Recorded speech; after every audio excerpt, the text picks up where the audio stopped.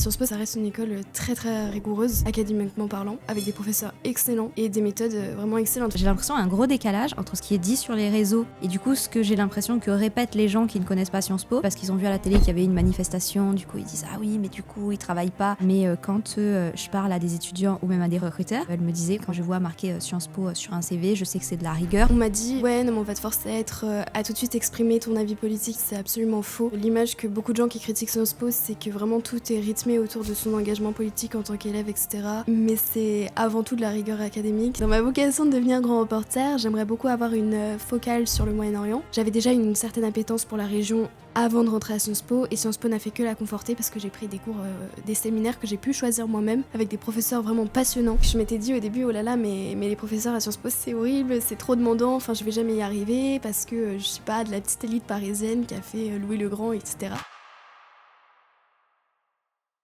Salut Thérèse, comment ça va ? Très bien, et toi Léa ? Super, merci d'être revenue 2 ans plus tard. Après le premier interview, c'était juste après que tu sois admise à Sciences Po Paris, donc tu allais commencer. Exactement. Donc depuis, il s'en est quand même passé des choses. Ouais. Tu vas pouvoir revenir sur tout ça.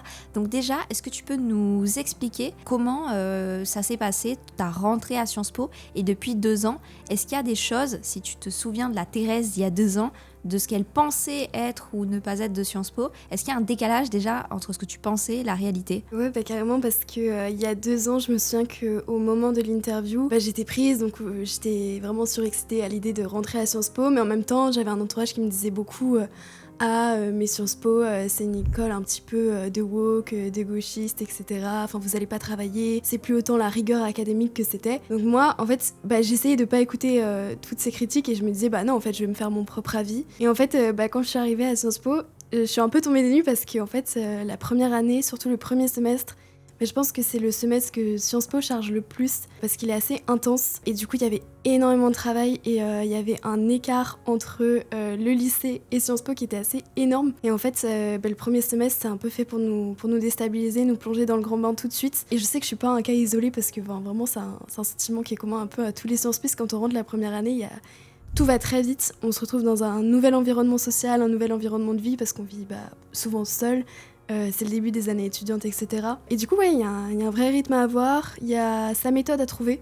Ça, c'est quelque chose aussi qui est un peu compliqué parce qu'il faut se connaître par rapport à toute la charge de travail, comment est-ce qu'on résiste à la pression, comment est-ce qu'on arrive à avancer malgré tout, comment est-ce qu'on arrive à pas trop se comparer avec les autres. Parce que je sais que ça, c'est le péché un peu dans lequel j'étais souvent tombée, c'était au début de l'année de me comparer beaucoup. Mais au-delà de ça, il y avait des différences par rapport à ce que j'attendais. Le côté international était vraiment là. Dès la première année, on est plongé avec des internationaux à Sciences Po. En tout cas, en deuxième année, ça se ressent encore plus.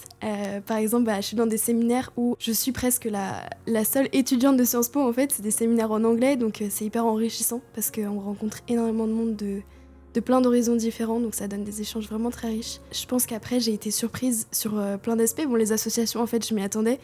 Mais ça nous ouvre tellement d'opportunités, de possibilités, de rencontres. Je sais pas, par exemple, j'ai été amenée à organiser un concours d'éloquence. Ça m'a amenée à contacter des personnes, savoir organiser des mails, etc. Donc ça m'a appris un vrai sens de responsabilité aussi, d'être dans toutes ces associations-là, ce qui n'était pas forcément toujours le cas au lycée. Enfin, c'était des responsabilités plus légères. Voilà, donc en fait, j'ai été... Au début, sur le côté académique, ça a été un petit peu dur, mais on s'y fait vite en un semestre. Et puis après, sur le reste, je me suis laissée surprendre et généralement agréablement surprise. C'est marrant que tu abordes les critiques d'entrée parce que c'est vrai que c'est des choses qu'on entend beaucoup et que pour moi, ça se reflète très peu chez les gens qui connaissent vraiment Sciences Po, c'est-à-dire les étudiants qui y sont, les recruteurs qui recrutent des personnes qui travaillent Sciences Po dans certains secteurs. Ça peut être le droit, ça peut être aussi dans les médias, etc. J'ai l'impression qu'il y a un gros décalage entre ce qui est dit sur les réseaux et du coup ce que j'ai l'impression que répètent les gens qui ne connaissent pas Sciences Po, en mode ah oui parce qu'ils ont vu à la télé qu'il y avait une manifestation, du coup ils disent ah oui mais du coup ils travaillent pas et c'est la minorité du temps passé à Sciences Po. Mais quand je parle à des étudiants ou même à des recruteurs, on en parlait, tu vois, avec Sixtine, qui a créé le Crayon, donc elle emploie 40 personnes avec ses associés. Et elle me disait, voilà, quand je vois marqué Sciences Po sur un CV, je sais que c'est de la rigueur. Son associé, notamment Jules, a fait Sciences Po, etc. Et franchement, quand je parle avec les recruteurs, il n'y a pas de problème, mais il y a toujours ce décalage, je ne sais pas, cette réputation de l'école. En tout cas, toi, tu l'as pas vraiment ressenti sur le campus, tu as quand même trouvé que c'était une école qui était exigeante académiquement. Ouais, exactement. On m'a dit ouais, non, mais on va te forcer à tout de suite exprimer ton avis politique, etc. C'est absolument faux parce que l'image que beaucoup de gens qui critiquent Sciences Po, c'est que vraiment tout est rythmé autour de son engagement politique en tant qu'élève, etc. Faire des manifestations. Mais c'est avant tout de la rigueur académique, c'est avant tout les cours, les associations artistiques, etc. Si on veut être engagé, on le peut, il n'y a aucun souci. Mes amis sont presque tous dans un parti politique, mais ce qui n'empêche absolument pas que dans nos conversations, on n'aborde jamais vraiment leurs opinions politiques. On débat forcément, parce qu'il y a énormément de débats à Sciences Po, mais c'est vraiment pas le cœur de la vie à Sciences Po. Les manifestations, c'est vraiment pas non plus le cœur de la vie à Sciences Po. Forcément, il y a des événements assez importants. On est dans une école quand même, on apprend la politique, donc forcément, on peut pas demander à des élèves qui travaillent la politique de pas manifester, etc. On fait des cours où on apprend justement les répertoires d'action, on voit ça, on voit comment dans l'histoire certaines mobilisations ont été très importantes. Du coup, je pense que forcément chez les élèves, ça les inspire, ouais. Quand il y a une cause qui leur tient à cœur, c'est normal qu'ils s'expriment là-dessus. Mais après voilà, c'est pas du tout quelque chose qui est omniprésent dans la vie à Sciences Po, au contraire. Sciences Po, ça reste une école très très rigoureuse, académiquement parlant, avec des professeurs excellents et des méthodes vraiment excellentes. Enfin, en 2 ans, par rapport, si on peut parler des évolutions, je me rends compte que vraiment ma capacité de travail et mes méthodes de travail ont radicalement évolué en 2 ans à Sciences Po. Enfin, c'est un énorme changement. Et avant de rentrer à Sciences Po, tu nous as toujours dit, même avant, quand tu rejoignes la prépa, que tu voulais devenir grand reporter. Tu avais toujours ce projet il y a 2 ans quand tu as été acceptée à Sciences Po. Et du coup, 2 ans plus tard, là, tu vas bientôt faire ta 3e année donc à l'étranger. Est-ce que tu veux toujours faire ça et pourquoi ? Oui. Alors, toujours plus. C'est vrai que j'ai toujours été très sûre de moi dans ce que je voulais faire. Ça t'a réconforté encore plus dans cette idée ? Ça m'a réconforté encore plus. C'est-à-dire que, en fait, à Sciences Po, j'ai toujours voulu être reporter et donc je regardais des vidéos énormément de reporters, des reportages. Je lisais des articles, des livres à droite à gauche. Mais là, ça m'a donné carrément l'aspect palpable et concret du métier parce qu'en fait, j'ai rencontré des grands reporters à Sciences Po. J'ai suivi des cours qui étaient un petit peu axés sur le journalisme et donc en fait ça m'a juste donné plus envie parce qu'au travers de certaines associations comme Sciences Po Monde Arabe par exemple, j'ai pu rencontrer des grands reporters qui étaient allés sur des terrains qui m'intéressaient beaucoup, qui parlaient de sujets qui m'intéressaient beaucoup. Je pense notamment à Arthur Saradin par exemple, qui était allé en Syrie au moment de la chute du régime de Bachar. Et c'est vous Arthur Saradin, bonjour et merci beaucoup d'être avec nous. Vous revenez tout juste de Syrie. Vous êtes allé dans le palais présidentiel parmi les tout premiers à la chute de Bachar al-Assad. Ou aussi même dans nos cours, dans certains cours, les professeurs font venir des intervenants. Et par exemple, dans mon cours de la diplomatie de crise dans le monde arabe, j'ai pu rencontrer une grande reporter aussi et lui parler longtemps. Et en fait, c'est des échanges qui sont extrêmement enrichissants et qui, moi, m'ont juste confortée dans l'idée de ce que je voulais faire plus tard. Super. Et du coup, donc là, ça fait 2 ans que tu es à Sciences Po, donc tu vois des matières diverses et variées. Est-ce que la préparation t'a aidé également pour ton travail à Sciences Po ou est-ce que ça t'a juste aidé pour préparer Sciences Po ? Alors ça m'a aidé aussi et ça m'aide encore à Sciences Po. Avant Sciences Po, ça m'aidait aussi au lycée, donc pas que pour préparer Sciences Po parce que y avait justement cette histoire du recyclage des connaissances, c'est-à-dire que tous les thèmes qu'on abordait, un peu de culture générale pour Sciences Po, pour préparer l'oral et les écrits, etc. En fait, ça m'a servi pour le bac, mais en fait, c'est aussi des méthodes qui me servent aujourd'hui à Sciences Po. Notamment quand je pense à mes lettres de motivation, quand je cherche des stages ou quand j'ai dû justifier certaines choses pour avoir certains cours ou certaines conférences, fallait justifier, etc. Et donc en fait les méthodes que j'ai apprises avec les stratèges, j'ai pu beaucoup les réutiliser encore aujourd'hui à Sciences Po sur comment savoir bien me vendre entre guillemets, enfin comment expliquer mon parcours de manière persuader un jury. Persuader un jury, exactement. Et encore à l'oral parce que les oraux blancs ça m'avait aussi beaucoup aidé. Et parce qu'on fait énormément d'oraux à Sciences Po, donc travailler l'oral c'est très important. Voilà. C'était quoi pour toi le gros plus de la prépa ? Alors moi j'en ai 2, c'est le côté numérique, parce que c'était quelque chose d'assez flexible par rapport à mon emploi du temps où j'étais une lycéenne assez engagée à droite à gauche, donc des fois c'est vrai que j'avais pas le temps d'avoir une prépa concrètement en physique tous les soirs à telle heure. Et là, je pouvais voir des visios en rediffusion, je pouvais m'adapter, je pouvais faire mes propres horaires. Et d'un autre côté, le suivi qui va avec. Donc j'avais un très bon coach qui était Camille. Et donc en fait, je pouvais lui envoyer des messages dès que j'avais une question, dès que j'avais une interrogation. J'ai été très accompagnée dans les écrits, avec plusieurs relectures, plusieurs corrections. On m'a beaucoup aiguillée, on m'a beaucoup aidée à mettre en valeur mon dossier, mon parcours. Que dire à tel moment, comment est-ce que je pourrais exploiter telle idée que j'aimerais soumettre au jury. Donc ouais, je dirais c'est cette flexibilité et cet accompagnement. Pourquoi t'as fait les stratèges? Pourquoi t'as pas fait une autre prépa? T'en as pas choisi une autre? Parce que à l'époque c'était une prépa, surtout c'était la seule qui faisait vraiment que Sciences Po. Et aussi c'était justement pour ce côté numérique là. Parce que j'étais expatriée, donc j'ai beaucoup déménagé. Et au moins ça me donnait un cadre qui me rassurait. Parce que dans le lycée où j'étais, il n'y avait pas de préparation à Sciences Po. Et donc je savais que là, j'allais être accompagnée. Qu'il y aurait quelqu'un pour répondre à mes questions, qu'il y aurait quelqu'un pour me suivre, pour m'aider, pour me donner des deadlines, pour m'informer, pour me donner plus d'idées de sujets à travailler. Et là, du coup, tu vas bientôt faire ta 3e année à l'étranger. C'est obligatoire de la faire à l'étranger. Donc, tu as choisi quel pays, pourquoi et tu pars quand? Alors, là, c'est la fin du semestre. Donc, techniquement, c'est la fin de l'année. Là, j'ai fini mes cours à Sciences Po pour le bachelor. Et donc, l'année prochaine, je m'envole pour la Jordanie, si tout se passe bien d'ici là. Je vais partir à Amman pour faire donc une année mixte, donc 6 mois de stage et 6 mois à l'Institut français au Proche-Orient, donc pour apprendre l'arabe pendant 6 mois. Et j'ai choisi ça parce que dans ma vocation de devenir grand reporter, j'aimerais beaucoup avoir une focale sur le Moyen-Orient, sur les mondes arabes en général, puisque c'est quelque chose que j'avais déjà une certaine appétence pour la région avant de rentrer à Sciences Po, et Sciences Po n'a fait que la conforter parce que j'ai pris des cours, des séminaires que j'ai pu choisir moi-même avec des professeurs vraiment passionnants sur la région. Et du coup, maintenant, c'était la 3e année, c'est l'occasion de mettre concrètement en application ce que j'ai vu, ce que j'ai appris du terrain, de toute la région, et enfin de mieux m'imprégner dans la région pour parler l'arabe vraiment tous les jours.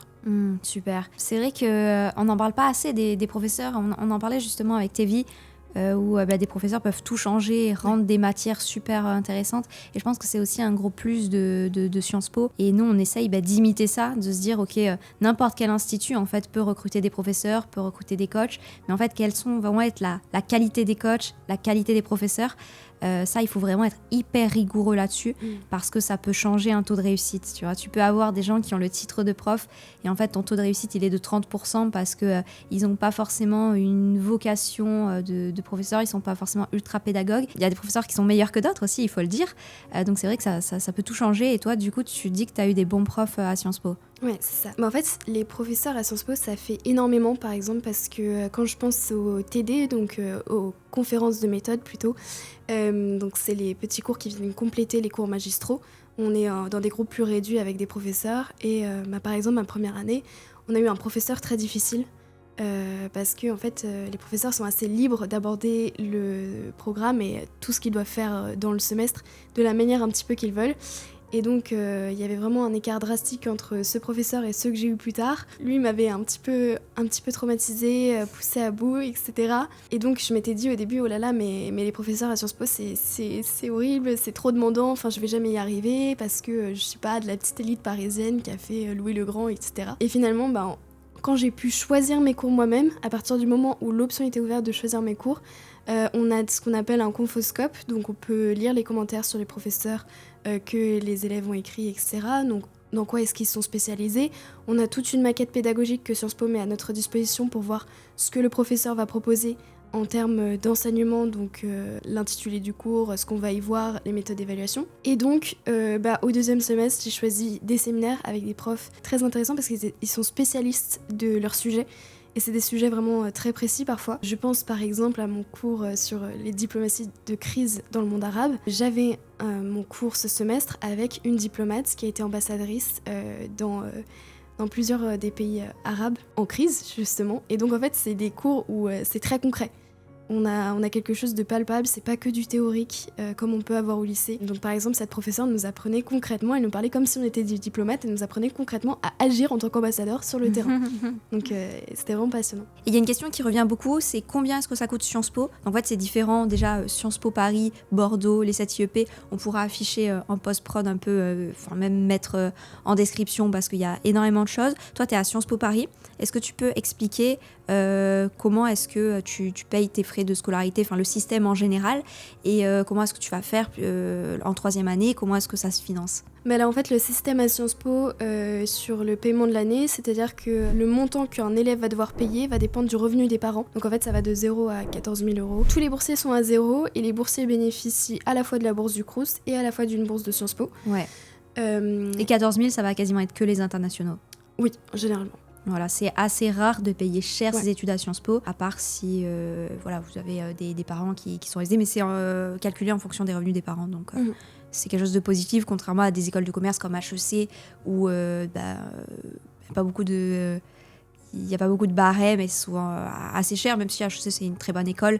En revanche, il y a vraiment des écoles de commerce, je trouve, qui abusent en fonction de la qualité, etc., de leurs cours et de leurs débouchés. Donc en fait, pour les boursiers, les élèves sont assez accompagnés. Et c'est quelque chose qui va rester aussi sur la 3A, parce que je sais que pour la 3e année à l'étranger, c'est une question qui inquiète beaucoup, de comment est-ce qu'on peut financer, etc. Et en fait, il faut savoir que la bourse du Crous et la bourse de Sciences Po sont toujours maintenues pour les boursiers. Et puis après, même si on n'est pas boursier, on peut chercher des aides à la mobilité.